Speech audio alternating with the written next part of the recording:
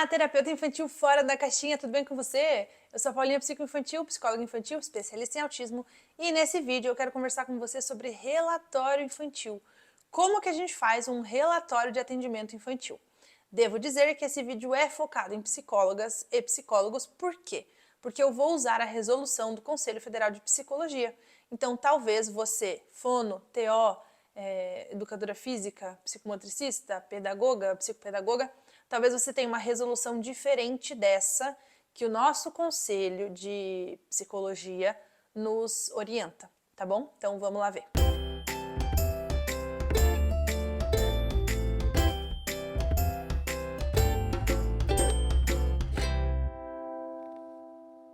O número dessa resolução sobre a parte de documentos psicológicos é a Resolução 06/2019. Ela é um documento que nos orienta, nós psicólogos, como que a gente deve proceder para realizar alguns dos documentos psicológicos que a gente pode ter a demanda no consultório. São eles: declaração, atestado psicológico, relatório psicológico ou multiprofissional, laudo psicológico e parecer psicológico. São 5 coisas diferentes e esse documento aborda as 5. Nesse vídeo eu vou falar somente sobre o relatório psicológico. E eu vou ler para vocês a parte que fala sobre relatório para eu realmente trazer informações fidedignas, né? Então, informações que estão aqui nessa resolução do CFP. Relatório psicológico, conceito e finalidade. Artigo 11. O relatório psicológico consiste em um documento que, por meio de uma exposição escrita, descritiva e circunstanciada, considera os condicionantes históricos e sociais da pessoa, grupo ou instituição atendida, podendo também ter caráter informativo. Visa comunicar a atuação profissional do psicólogo em diferentes processos de trabalho já desenvolvidos ou em desenvolvimento, podendo gerar orientações, recomendações, encaminhamentos e intervenções pertinentes à situação descrita no documento, não tendo como finalidade produzir diagnóstico psicológico. Tá? O diagnóstico vai ser outro documento. O relatório psicológico é uma peça de natureza e valor técnico-científico, devendo conter narrativa detalhada e didática, com precisão e harmonia. A linguagem utilizada deve ser acessível e compreensível ao destinatário, respeitando os preceitos do Código de Ética Profissional do Psicólogo. Preciso fazer um adendo aqui. Tem muito profissional que, na hora de fazer um relatório psicológico, quer colocar termos difíceis para parecer que sabe mais. Não façam isso. Qualquer termo que você for usar que pode parecer difícil de entender, descreva-o. Por exemplo, nananã avaliado em suas funções executivas. O que são funções executivas? Vírgula. Que são? Nananã, nananã, nananã. Explique o que são funções executivas. O grande intuito de um relatório é que esse pai, essa mãe, né, um relatório psicológico infantil, que é o que a gente trabalha aqui com crianças, eles consigam entender o que você está falando. Então, se você trouxer termos super técnicos, adivinha? Não vai fazer sentido, vai ser tipo Lacan na psicologia, que tem uns termos que a gente fica... Que foi bem difícil, né? Não sei se na faculdade de vocês viram, mas o Lacan, ele tem termos muito difíceis.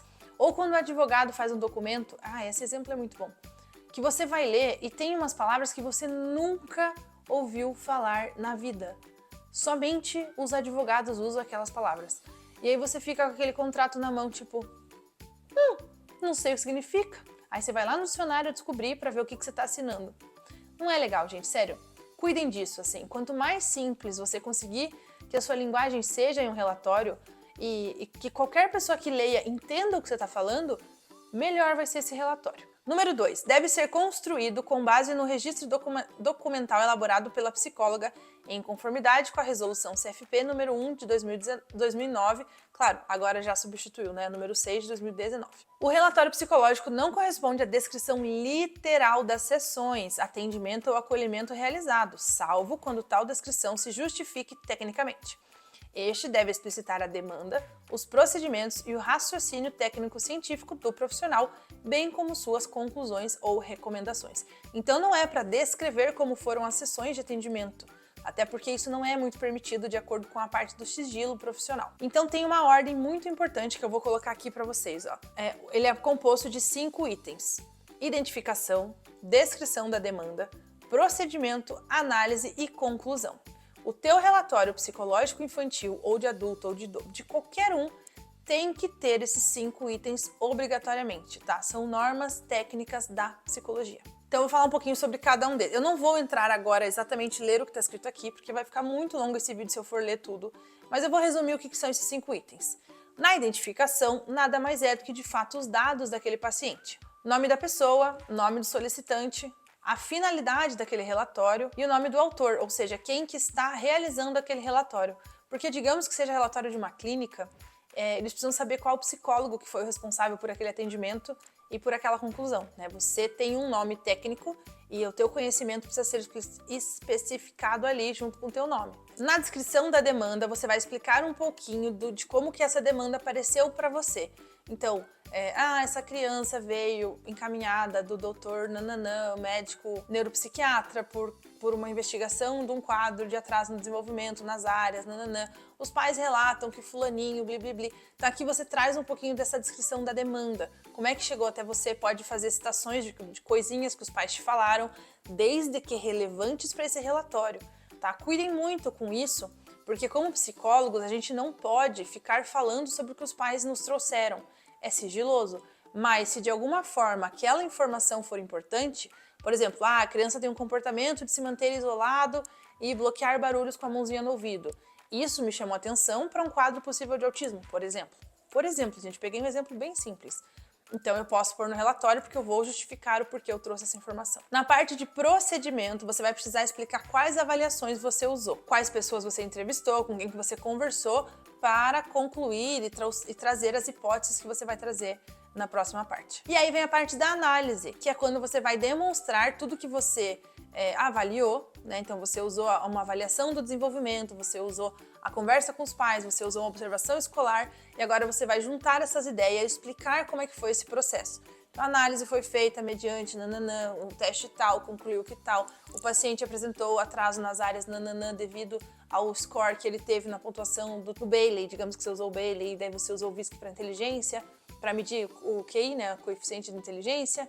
Então você pode colocar tudo isso nessa parte da análise, explicando exatamente como funciona aquela avaliação e quais foram os resultados dela. E aí na conclusão, que é o último pedaço do seu relatório, você vai precisar fechar toda aquela ideia que você trouxe na análise. Na conclusão pode constar encaminhamento, orientação e sugestão de continuidade do atendimento ou acolhimento. Então é na conclusão que você vai falar o que vai acontecer com esse caso. Você precisa finalizar esse relatório com o teu carimbo de terapeuta, assinatura, data de emissão e também a tua inscrição profissional. Então, teu número de CRP vai ter que estar nesse finalzinho do relatório. Isso é o que deve constar no seu relatório de psicologia. Agora, eu preciso só deixar claro para vocês que psicólogos podem sim fechar diagnósticos.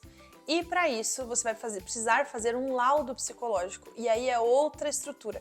É bem parecido, tá? Eu só vou falar para vocês a estrutura que tem um laudo psicológico, que é um pouquinho diferente, mas é muito parecido.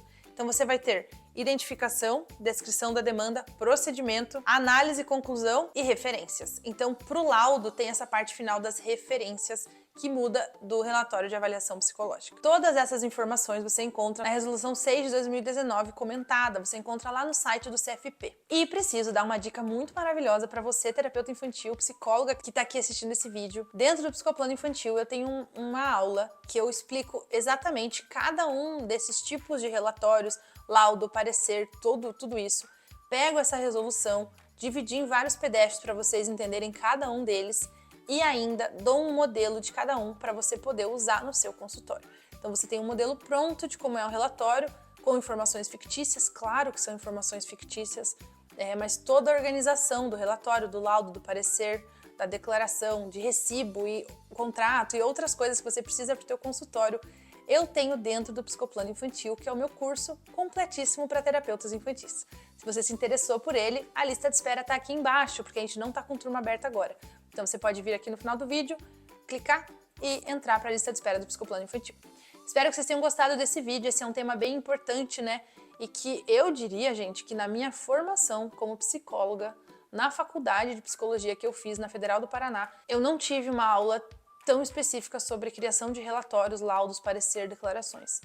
Eu saí sem saber que tudo isso cada um era uma coisa muito diferente da outra e quais eram as notas técnicas, né, para você realmente saber fazer um laudo, uma declaração, um parecer. Não sei vocês, mas eu ainda acho que a faculdade peca muito nos ensinos de psicologia. Infelizmente, essa parte burocrática, assim, dos detalhes, parece que eles esquecem que a gente precisa saber, né? E aí a gente se forma e fica lá, batendo a cabeça na parede até conseguir achar e descobrir como é que funciona. Então é muito mais fácil se alguém pega, te dá a mãozinha e fala, vem que eu te ensino. Essa sou eu, nesse mundo online, no mundo da psicologia, eu pego você pela mão e falo, vem que eu vou te ensinar tudo que eu aprendi. E facilita o teu processo de terapeuta infantil. Gostou desse vídeo? Então deixa seu like, se inscreve no canal e deixa um comentário aqui embaixo falando sobre o que você achou desse vídeo, se foi útil pra você e que outras ideias de vídeo você quer ver aqui no canal, tá bom? Assim eu posso criar mais conteúdos pra vocês. Um beijo e até o próximo vídeo. Tchau!